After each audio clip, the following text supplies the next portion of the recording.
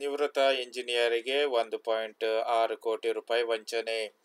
ಮಂಗಳೂರು, ಮೇ 10.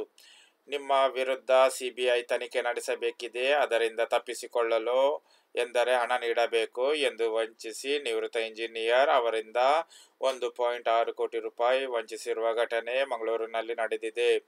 ಕೇಂದ್ರ ತನಿಖಾ ಸಂಸ್ಥೆಯಿಂದ ಸಂಭವನೀಯ ತನಿಖೆಯನ್ನು ತಪ್ಪಿಸಲು ಎಚ್ಚರಿಕೆ ಹಣ ಕೇಳಿ ನಿವೃತ್ತ ಇಂಜಿನಿಯರಿಗೆ ವಂಚನೆ ಮಾಡಿ 1.6 ಕೋಟಿ ರೂಪಾಯಿ ವಂಚಿಸಲಾಗಿದೆ ಎಂದು ಮಂಗಳೂರಿನ ಪೊಲೀಸರು ತಿಳಿಸಿದ್ದಾರೆ. ಆರೋಪಿಗಳು ಅಂತಾರಾಷ್ಟ್ರೀಯ ಕೊರಿಯರ್ ಸೇವೆಯ ಉದ್ಯೋಗಿಗಳಂತೆ ನಟಿಸುತ್ತಾ ಸಂತ್ರಸ್ತರು ಕಳುಹಿಸಿದ ಪ್ಯಾಕೇಜ್ನಲ್ಲಿ ದೋಷಾರೋಪಣೆಯ ದಾಖಲೆಗಳು ಮತ್ತು ಡ್ರಗ್ಸ್ ಇವೆ. ಅದರ ಬಗ್ಗೆ ತನಿಖಾ ಸಂಸ್ಥೆಗಳಿಗೆ ಮಾಹಿತಿ ಬಂದಿದೆ. ಹೀಗಾಗಿ ನಿಮ್ಮನ್ನು ವಿಚಾರಣೆಗೊಳಪಡಿಸಬೇಕು ಎಂದು ನಂಬಿಸಿದ್ದಾರೆ.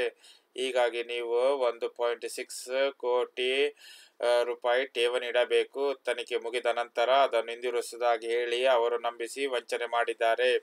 ಆಪಾದಿತ ವಹಿವಾಟು ಮೇ 2ರಿಂದ 6 ನಡುವೆ ನಡೆದಿದ್ದು, ಈ ಬಗ್ಗೆ ವ್ಯಕ್ತಿ ತನ್ನ ಮಗಳಿಗೆ ತಿಳಿಸಿದಾಗ ವಿಷಯ ಬೆಳಕಿಗೆ ಬಂದಿದೆ.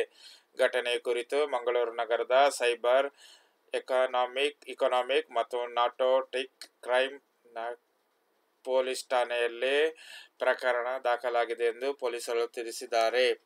ವಿಡಿಯೋ ಲೈಕ್ ಆದರೆ ಸಬ್ಸ್ಕ್ರೈಬ್ ಮಾಡುವುದನ್ನು ಮರೆಯಬೇಡಿ.